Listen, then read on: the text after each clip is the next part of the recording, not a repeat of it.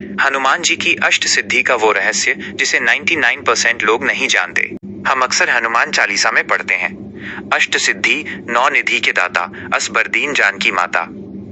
लेकिन क्या आपने कभी सोचा है कि इन 8 सिद्धियों का असली मतलब क्या है? ये सिर्फ चमत्कार नहीं, बल्कि एक ऐसा पावर सिस्टम है जो इंसान की सोच और विज्ञान की सीमाओं से परे है। आइए आज हनुमान जी की इन 8 दिव्य शक्तियों के पीछे का गहरा अर्थ समझते हैं। 1. अनिमा, अपने शरीर को एक धूल के कण या परमाणु जितना छोटा कर लेना। लंका में प्रवेश करते समय हनुमान जी ने मच्छर का रूप धरा था ताकि कोई उन्हें देख न सके। यह सूक्ष्मता और विनम्रता की शक्ति है। 2.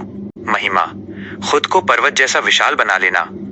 सुरसा के सामने हनुमान जी ने अपना आकार 100 योजन तक बढ़ा लिया था। ये शक्ति हमें सिखाती है कि जब लक्ष्य बड़ा हो तो अपना आत्मविश्वास भी उतना ही विशाल होना चाहिए। 3. गरिमा, अपने शरीर को इतना भारी बना लेना कि कोई उसे हिला न सके। महाभारत काल में हनुमान जी की पूंछ को भीम जैसा बलशाली योद्धा भी 1 इंच नहीं हिला पाया था। यह अडिग रहने की शक्ति है। 4. लाघिमा, शरीर को रुई से भी हल्का कर लेना। इसी शक्ति के कारण हनुमान जी अशोक वाटिका में पत्तों पर बैठ सके और पत्ता झुका तक नहीं। ये भारहीनता उन्हें वायु मार्ग में उड़ने की शक्ति देती है। 5.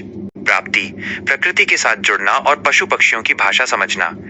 इसी शक्ति से उन्होंने सीता माता की खोज में जीव जंतुओं से संकेत प्राप्त किए। जो चाहे वो प्राप्त कर लेना ही प्राप्ति है।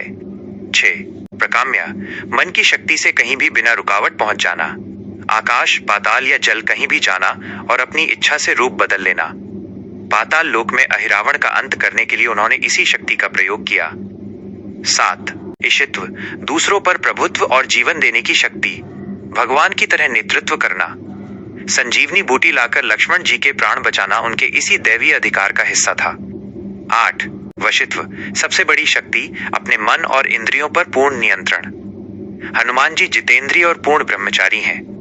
स्वयं पर विजय पाना ही असली वशित्व है। हनुमान जी की ये शक्तियां हमें सिखाती हैं कि जब मन, बुद्धि और आत्मा संतुलित हो तो इंसान सीमाओं से परे जा सकता है। लेकिन याद रहे, हनुमान जी की सबसे बड़ी ताकत उनकी ये सिद्धियां नहीं, बल्कि उनकी राम भक्ति थी। क्योंकि जिसके पास राम नाम का सहारा है, उसके लिए संसार में कुछ भी असंभव नहीं है।